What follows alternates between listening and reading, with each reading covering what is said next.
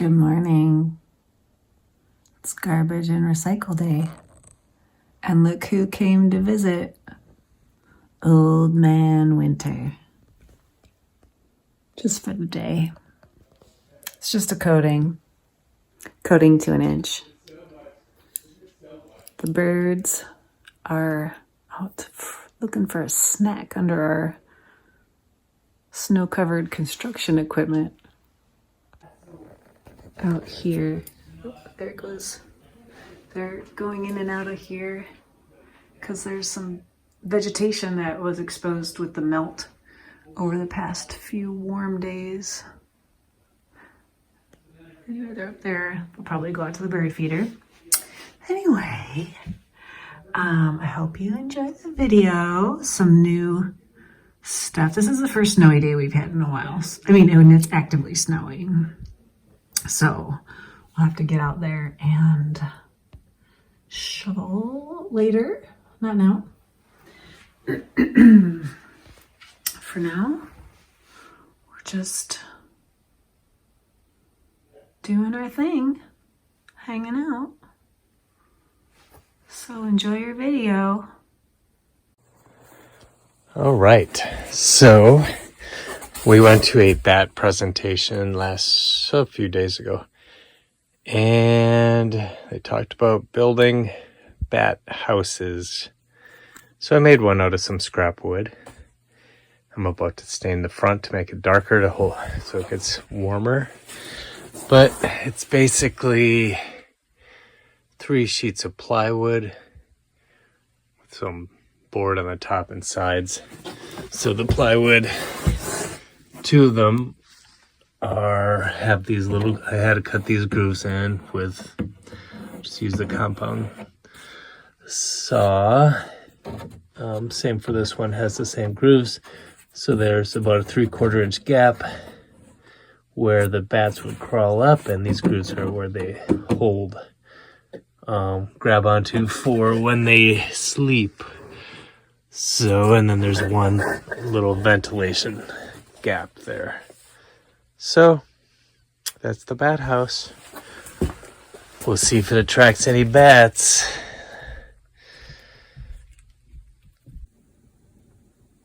Cracking open another jar of pickles. This one is my cucumbers, but I got the dill at Meijer.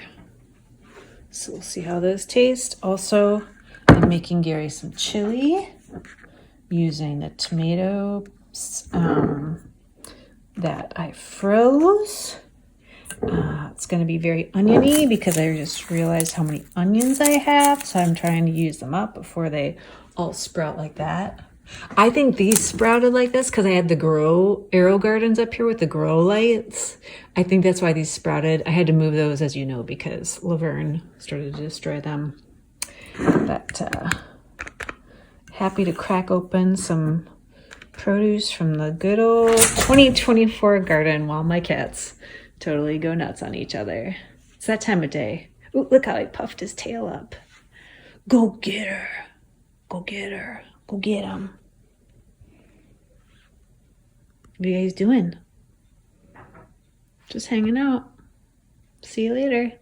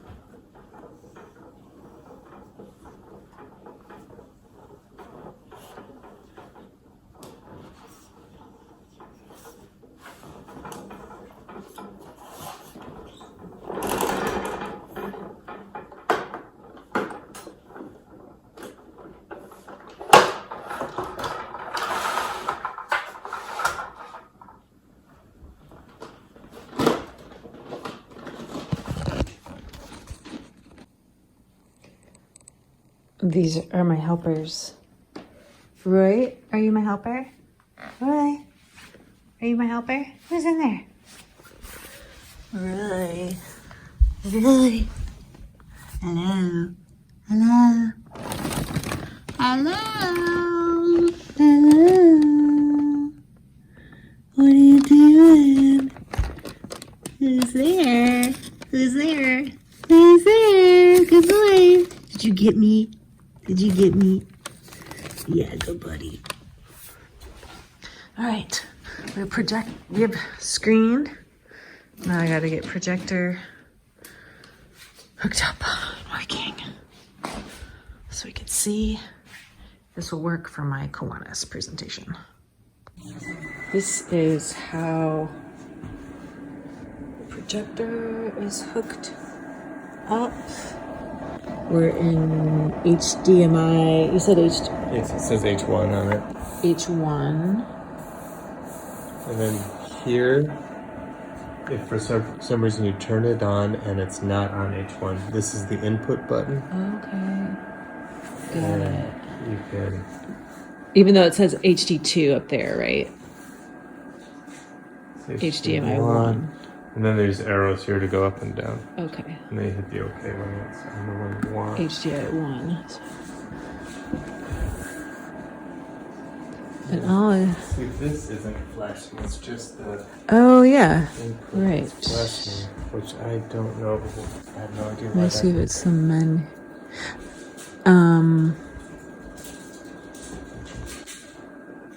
Optimize. Let's just see.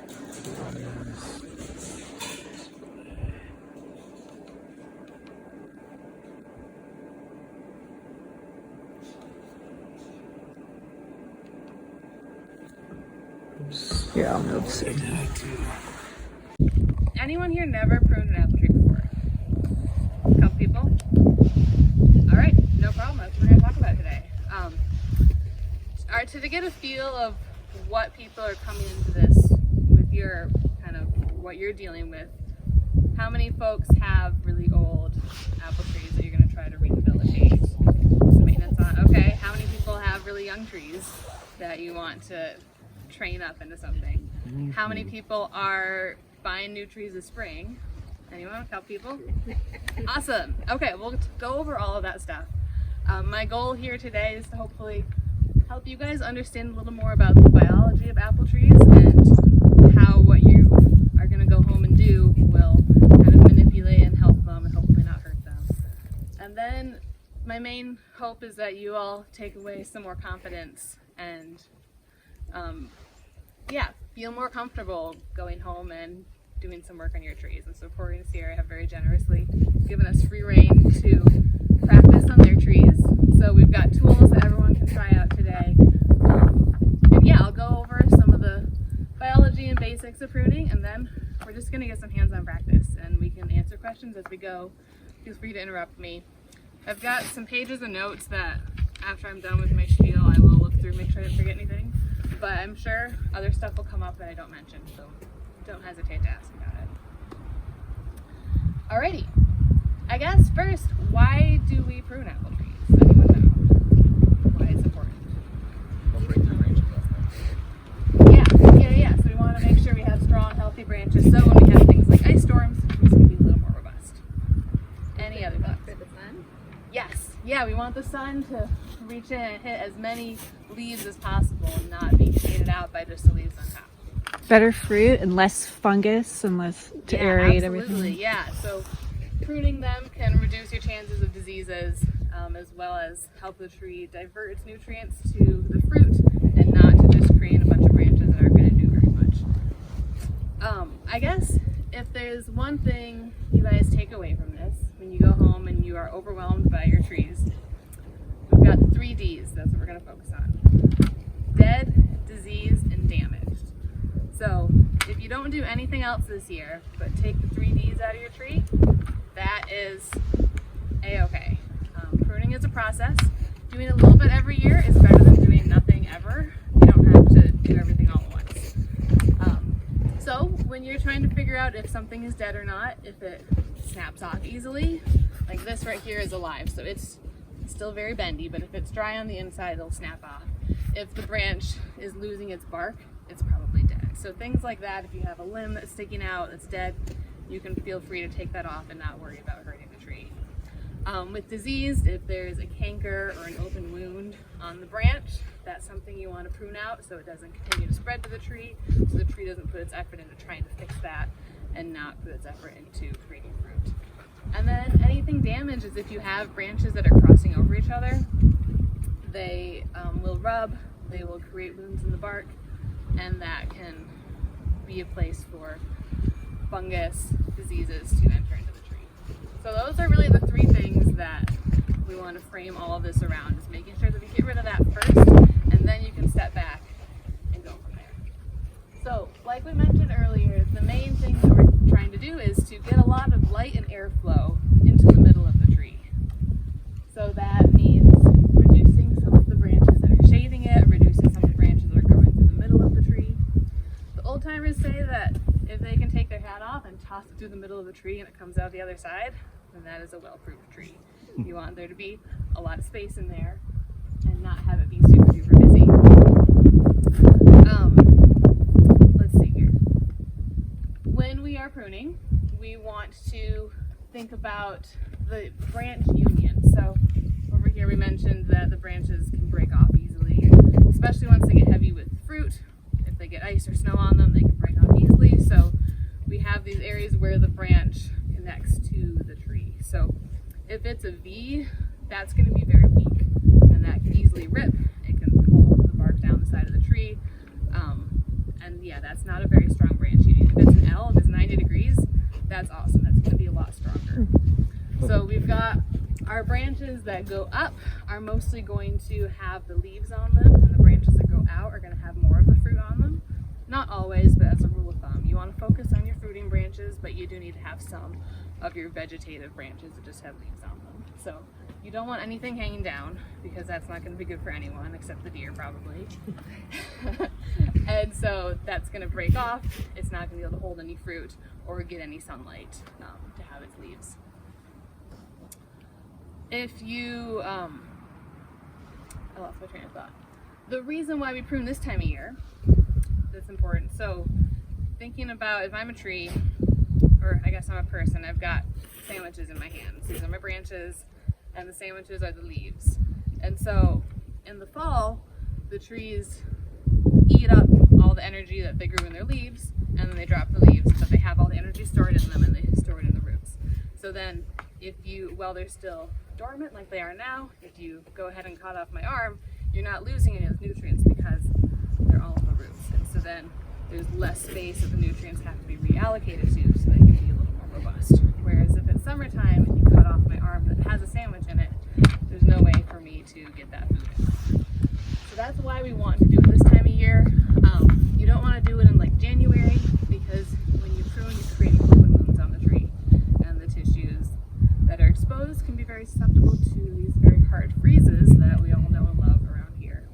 So doing it this time of year before the trees start to move their sap back up to the branches, but after we're past these really cold snaps, is really the sweet spot. If it gets to the point where the little buds on the trees are starting to swell a little bit and get fuzzy, and the leaves are about to come out, don't do anything, wait till next year. Because at that point, they've already started moving the nutrients. They're very delicate, and so if you're taking off a branch from up above and it comes down, it's going to knock off all those buds, and it's pretty hard on the tree to do that. So doing it earlier is better than doing it later. You want to just let the tree do its thing once spring comes and it's moving all of its sap. If you get a broken branch in the summertime, can you cut that off though? Yes, you can. Yep. Yeah, so if a branch breaks off in the summertime, you can go ahead and get that out of there.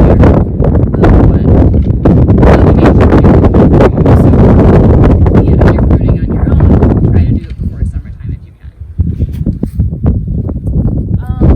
Let's see here. Most of our apple trees, we do have some that are, planted by birds from seeds and sort of things like that. But ones that have been planted are usually planted they're grafted onto a rootstock of a different type of tree. So they take roots of like a Siberian apple or something, a Russian variety, something that's very cold, hardy, and can handle our frozen ground. and then they graft on something yummy on top of it, because those varieties that the roots are from are not very yummy. So if you do get sprouts coming out of the ground, you can go ahead and clip those off, because those are probably not going to produce anything yummy, and you want to focus the energy on everything that's growing up above.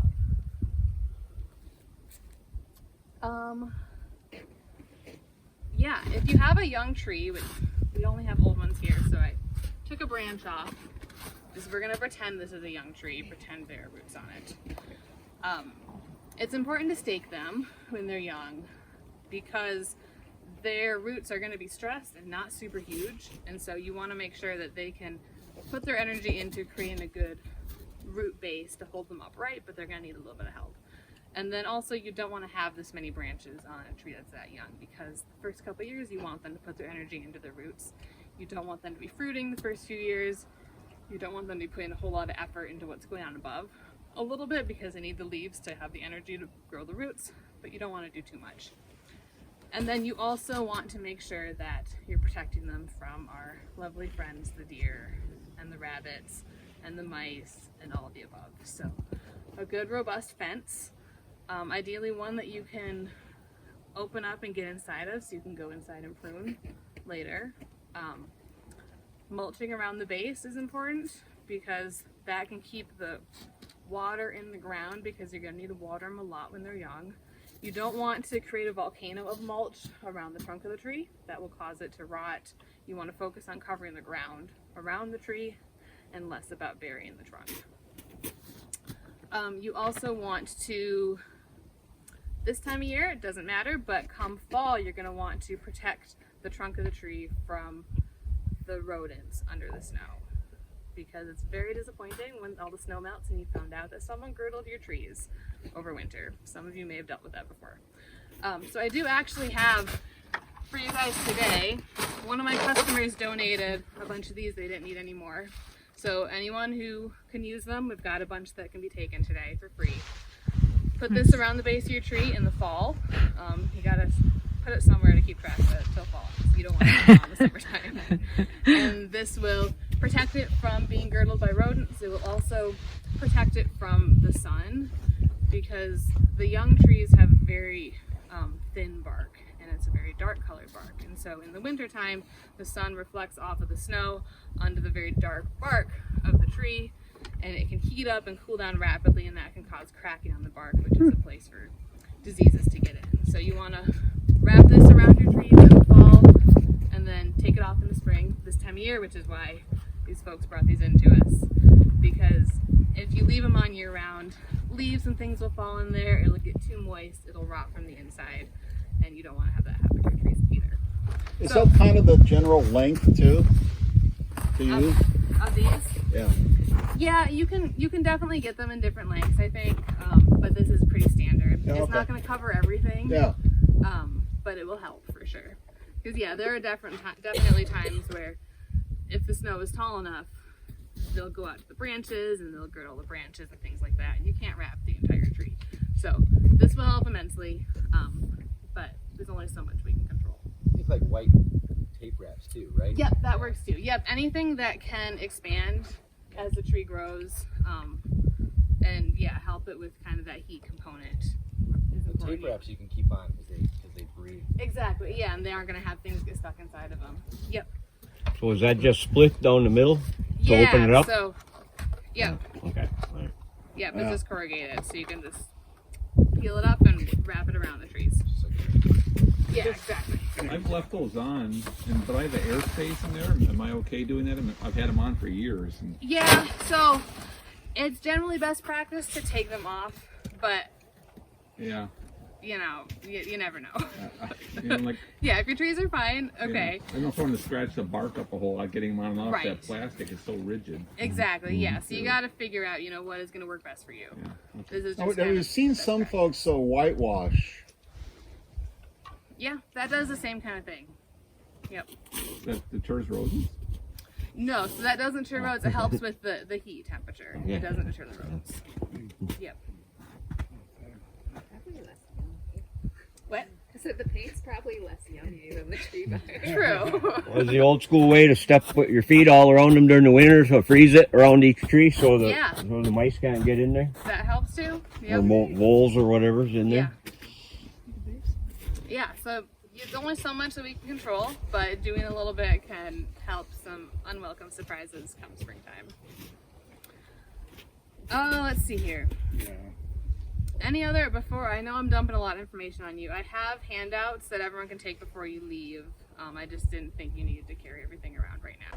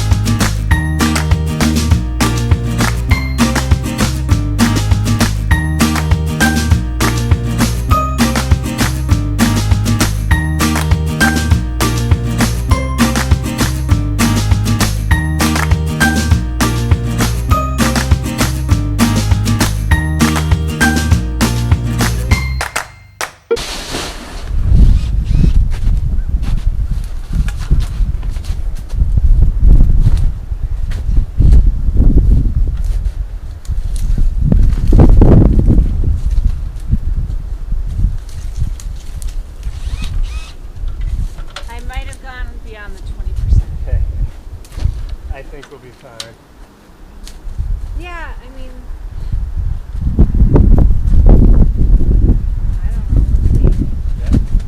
We will.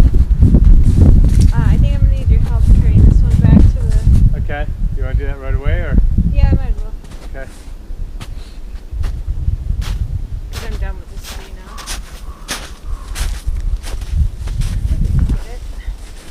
Get it wet. It's too deep. Right. Do you think this is cut it? Cut it right here. No, let's just try. You're doing the bulk of the work right now.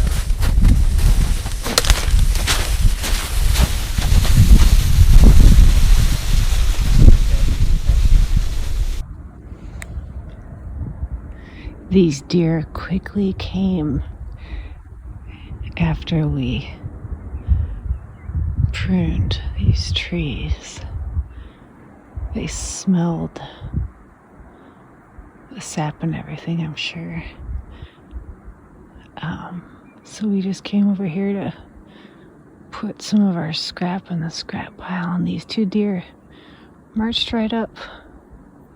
But then looks like they smelled us now, so they're not. Where are they? I'm trying to get them on camera, but where are they? No, I see them in there. I just don't see them. Oh, there we go. There we go.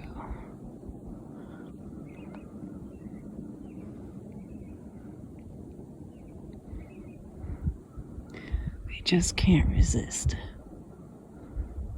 our pile from the pruning.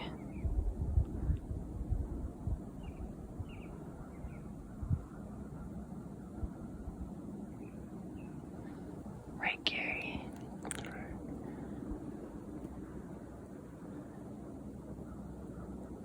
Hoping we'll catch him on the GoPro over there. That'd be fun.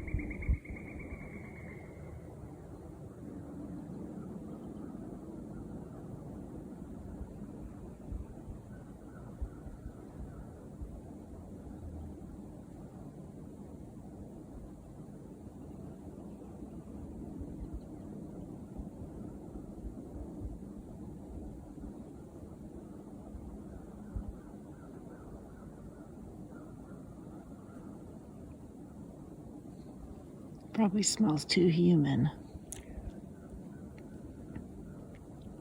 Tempting, but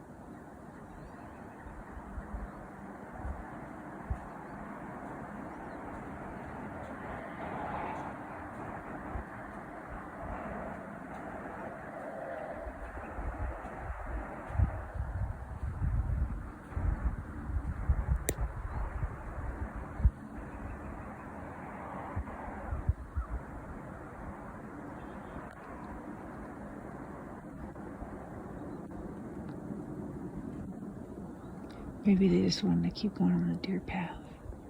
We were on their way, in their way.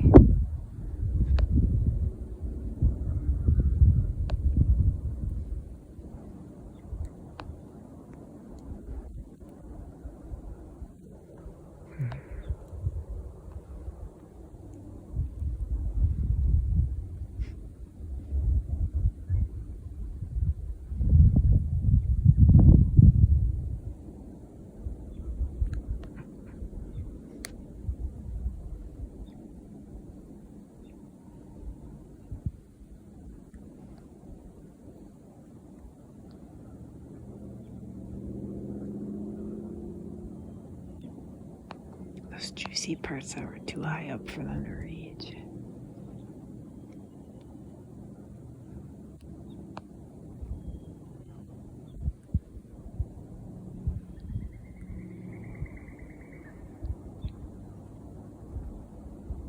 Oh, cute little baby.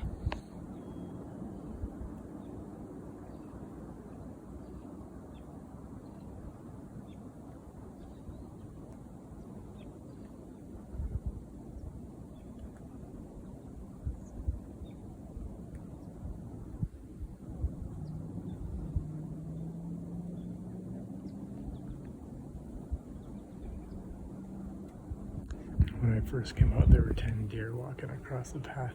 Wow.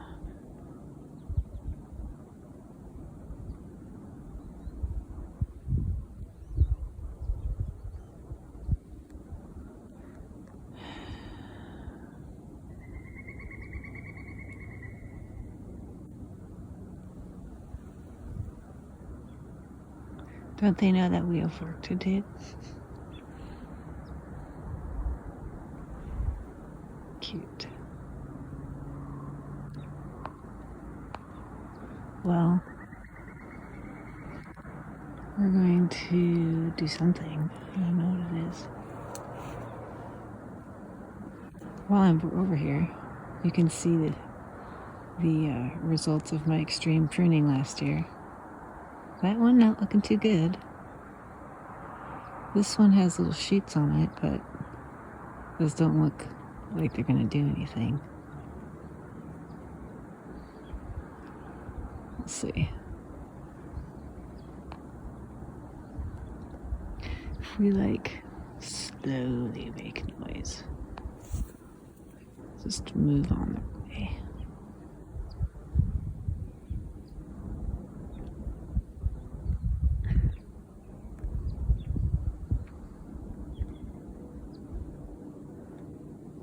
Some hungry deer out here. Oh, there she goes. She's like, come on, baby. Go in front of my camera. Go in front of my camera. Nope.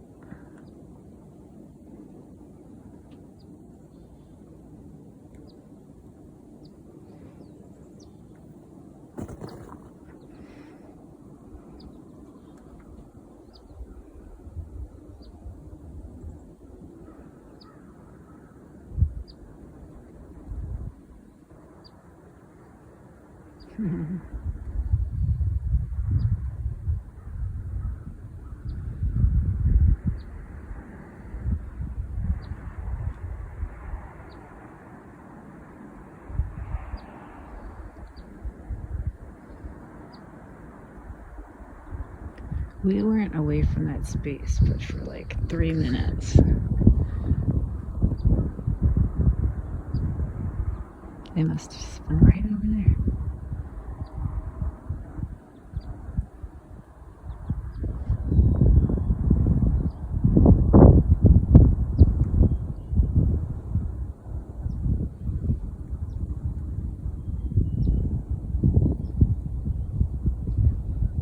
All right. We're almost at a 10-minute interlude. They'll come back for more later. Looks like somewhere here.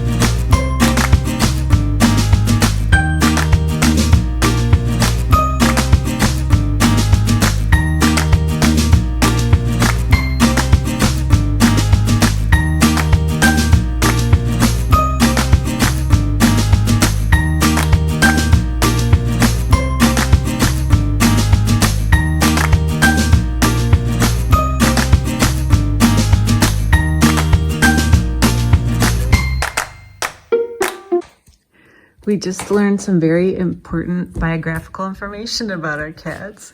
Laverne is right-handed. How do we know? Watch her when she launches. She uses her right hand, her right paw to reach out when she's playing. Get her going. Gotta get her going. We gotta show the world. So when she launches up, she'll reach out with her. It's her right? I don't know. Well, that's Maybe she's ambidextrous. Yeah. Come on, girl. Oh, That was I a think I lot. missed it. Try it again. Oh, Bubby. He's ambidextrous too. Come on, you guys. Don't poop out now. Oh yeah. We've been working a little bit, so they need a rest. She's distracted by that There piece we of go. fuzz. Oh. Ooh, that was left. That was left. Gotta get the fuzz away. Yeah, gotta get the fuzz away. She's like, You got the fuzz. fuzz is stationary. Oh, Fuzz is attached to you now, kid. of course, when you try to catch something on film. Okay.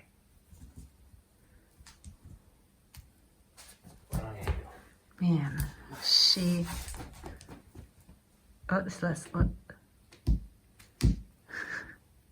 That's only because she's leaning on her left side. There she goes. You guys, come on. It's been all of 4 days since this all was planted. And look. Oh boy, I already have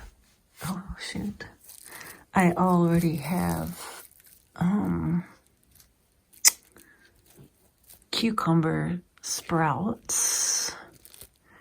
No, I didn't expect that. I didn't even know if these seeds were any good anymore. They're from last year, so color me surprised. So I guess we're having more cucumbers this year if these babies keep up the good work. Nothing else seems to have sprouted yet.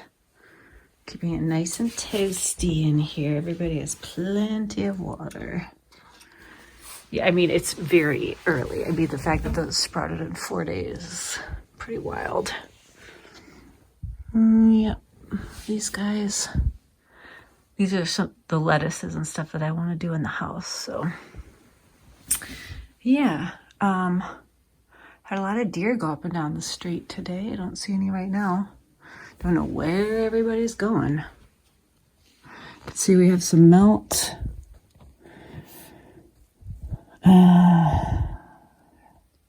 Had a warm up today. So, yep, things are looking good here in the greenhouse. From the land of cucumbers. Over and out.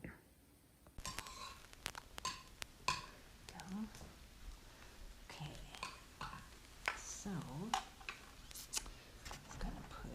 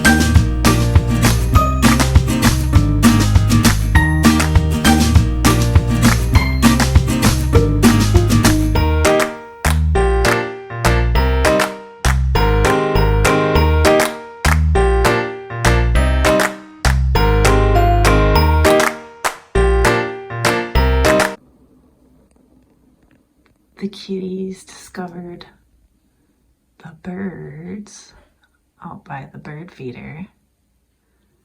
Those are in the tree. Those are mostly juncos. The woodpecker just flew out of there too. So these two, this is new for them. We've only had a few birds here so far, and the ones that we have had, these two haven't noticed. So now that we have a little group, these guys should have endless entertainment up here. Oh, it looks like there's a sparrow too on the bird feeder. It's nice.